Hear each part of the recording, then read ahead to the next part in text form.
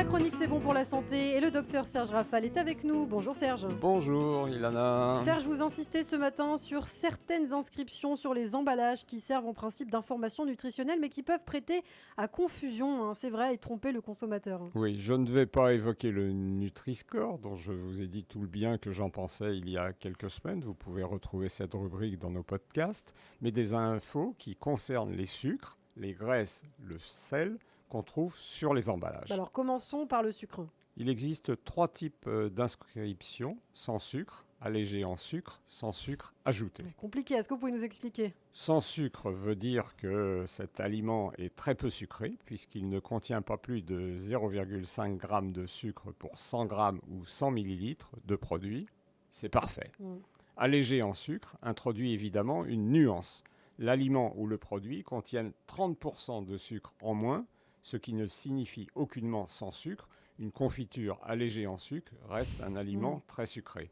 Vous pouvez recourir à ces produits si vous avez besoin ou envie de réduire l'apport glucidique. Enfin, la mention sans sucres ajoutés indique seulement que le produit n'a pas été additionné de sucre ou de matière sucrante lors de sa fabrication, mais il peut déjà en contenir beaucoup. C'est le cas d'un jus de fruits, d'une compote, des céréales, du petit déjeuner. Vous devez choisir ces dernières bio et sans sucres ajoutés. Elles en contiennent suffisamment. Et c'est le même principe pour les graisses ? Bien sûr. Il existe des aliments sans matière grasse qui en contiennent moins de 0,5 g pour 100 g ou 100 ml. Les aliments allégés en matière grasse contiennent, eux, 30% de graisse en moins que le même produit sur lequel rien n'est indiqué. Et enfin, les aliments pauvres en matière grasse ne contiennent pas plus de 3 g de graisse pour 100 g ou 1,5 g pour 100 ml. Bon, alors on a parlé du sucre, on a parlé des graisses, qu'en est-il du sel ? Strictement la même chose. Un aliment ou un produit sans sel ne contient pas plus de 0,005 g de sodium pour 100 g ou 100 ml.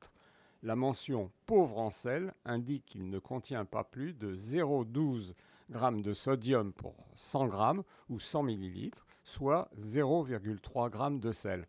Rappelons pour ceux qui ont oublié les notions de chimie du lycée que le sel ou chlorure de sodium contient 60% de chlorure et 40% de sodium. Attention donc à l'étiquetage. Pour convertir le sodium en sel, il faut multiplier par environ 2,5. Et bien sûr, il n'y a pas de différence dans les quantités entre le sel de table et le chlorure de sodium, sauf la saveur et la texture. La mention « teneur réduite en sel ou en sodium » indique simplement que le produit contient 25% de sel en moins que celui qui n'indique rien.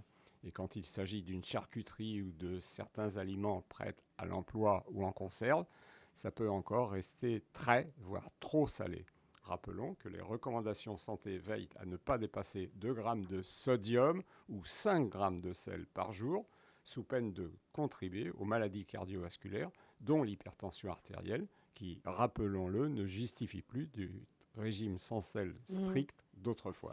Bon, alors en conclusion, Serge, sur ces infos nutritionnelles. La connaissance est le commencement de la sagesse, disait Madeleine Ferron, écrivaine québécoise décédée en 2010. À vous de jouer. Vous pouvez décider d'être sage ou de faire l'autruche. Vous connaissez maintenant ma préférence. Merci beaucoup Serge Rafal, le docteur de Radio J qu'on retrouvera demain matin à 6h40 sur cette antenne.